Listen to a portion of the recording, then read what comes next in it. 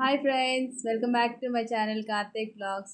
Please కొత్తగా channel చూస్తుంటే like and subscribe చేసుకోండి. వీడియో అయితే లాస్ట్ వరకు చూడండి, ఎక్కడ స్కిప్ చేయొద్దు. ప్లీజ్ లైక్ ఇవ్వండి, నచ్చితే మాత్రం కామెంట్ కూడా చేయండి. మీకు తర్వాత ఎలా కుదిరిందో ఈ రెసిపీ కూడా నాకు కామెంట్ చేయండి. నాకైతే చాలా బాగా కుదిరింది. ఈరోజు అయితే నేను తింటున్నాను. దానికోసం కావాల్సిన ఇంగ్రీడియంట్స్ అయితే మాత్రం ఎగ్స్ అండి.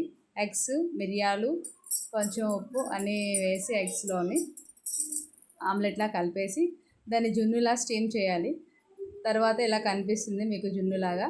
చూడండి, దాన్ని కొంచెం చల్లారిన తర్వాత ఆ సైడ్లు అలా కార్నర్ కొంచెం చాకుతో ఇలా అనేస్తే వచ్చేస్తుంది బయటికి. సో తర్వాత అయితే దీన్ని బొమ్మలించేసి తిప్పేసుకోవడమే. ఇంకా జున్ను ఎగ్ కర్రీకి ప్రిపేర్ చేయడానికి రెడీ అవుతుంది.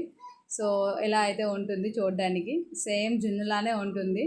పిల్లలు కూడా, కొంతమంది పిల్లలకు ఎగ్స్ తిన్నారు కదా, వాళ్ళకి ఇలా చేసి పెట్టండి, చాలా బాగా తింటారు. ఇది స్నాక్లా కూడా చేయొచ్చు. అలా కూడా మీ పిల్లలకి ఇష్టం ఉంటే మాత్రం ట్రై చేయండి ఫ్రెండ్స్. సో చూడండి ఎంత ఫ్లఫీగా స్పాంజీగా ఉందో ఈ కేక్ జున్ను అయితే మాత్రం చాలా బాగుంటుంది. ముందుగా దీనికోసం అయితే ఆనియన్స్ని కట్ చేసుకొని ఆయిల్లో వేసుకొని వేయించుకోవాలి. అలా వేగుతూ ఉంటుంది. పిల్లలు చాలా బాగా తింటారండి ఎగ్స్. కొంతమంది పిల్లలకి నచ్చుతుంది, కొంతమందికి నచ్చదు. సో మా పిల్లలకి కూడా అంతే, అందుకనేసి ఇలాగా జున్నులా పెట్టేసి అప్పుడప్పుడు ఇలా చేస్తూ ఉంటాను. లేదంటే ఆమ్లెట్లు వేసి గుడ్డు పులుసు అంటారు, మీకు తెలుసో తెలీదో, నేను అలా చేసినా వాళ్ళు తింటారు బాగానే. మళ్ళీ అండా భుజియా కూడా బాగా తింటారు. ఇప్పుడైతే ముందుగా ఆనియన్స్ వేగుతున్నాయి కదా, కొంచెం సాల్ట్ వేస్తే అవి ఉల్లిపాయలు త్వరగానే వేగిపోతాయి. అందుకు సాల్ట్ వేసేస్తున్నాను ముందుగానే.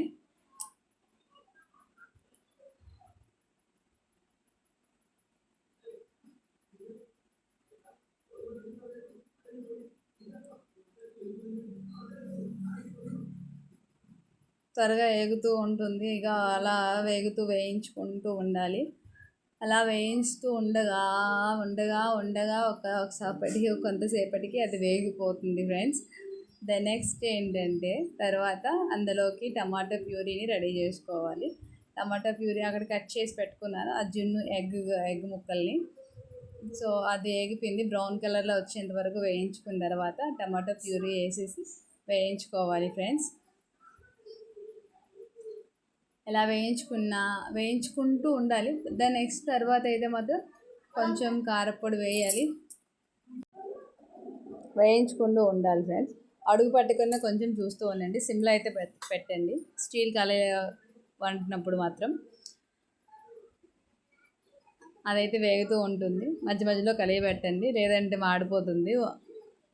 ఆనియన్ టమాటో ప్యూరీ అయితే మాత్రం ఇలా వేగిన దాంట్లో కొంచెం కారం కూడా వేయించుకోవాలి. అది కూడా కొంచెం పచ్చివాసన పోయేంత వరకు వేయించాలన్నమాట. నేనైతే కారం వేస్తున్నాను, అది కొంచెం పచ్చివాసన పోయినంత వరకు వేయిస్తూ ఉంటాను. తర్వాత కొంచెం వాటర్ పోసేసి బాయిల్ చేసుకోవాలి గ్రేవీని అయితే మాత్రం. అలా వేగింది, పచ్చివాసన అంతా పోయిందండి.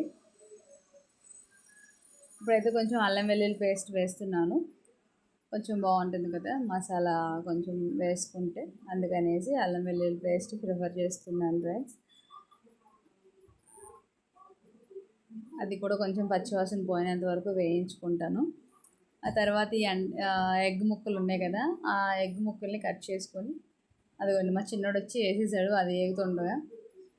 చెప్తే పిల్లలు మాత్రం వినరండి, మధ్యలో వచ్చి రెసిపీలు పాడు చేస్తారు. అవేవి లేకుండా చూసుకోండి చక్కగా వండుకునేటప్పుడు. ఇంకోండి వాటికి ముక్కలకి ఆ మసాలా అంతా పట్టడానికి ముందు వేసేస్తున్నాను ఎగ్ జున్ను ముక్కల్ని. అది బాగా కలియబెట్టాను, మొత్తం మసాలా అంతా అందులోకి ఎక్కడానికి. తర్వాత కొంచెం వాటర్ పోస్తున్నాను. కొంచెం వాటర్ పోసాక సాల్ట్ అన్నీ కరెక్ట్గా సరిపోయినలో చెక్ చేసుకొని కొంచెంసేపు బాయిల్ చేసుకుంటే అయిపోతుంది.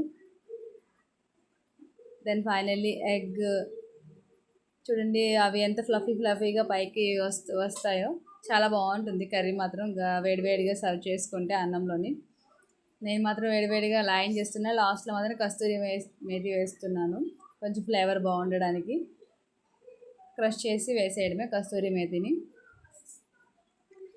వేడి అన్నంలో ఇలా సర్వ్ చేసుకుంటే ఎగ్ అండ జున్ను కర్రీని చాలా బాగుంటుంది ఫ్రెండ్స్. మీరు కూడా ట్రై చేయండి. ట్రై చేసి నాకు చెప్పండి ఎలా ఉందో, మీకు బాగా కుదిరిందో లేదో అని కామెంట్ మాత్రం చేయండి. ప్లీజ్ లైక్ అయితే ఇవ్వండి ఫ్రెండ్స్. ప్లీజ్ సపోర్ట్ మాత్రం చేయండి. కొత్తగా ఛానల్ చూసే వాళ్ళందరూ ఒక్క లైక్ మాత్రం ఇవ్వండి. లైక్ ఇస్తే మాకు కొంచెం బాగుంటుంది అంతే. Thank you so much.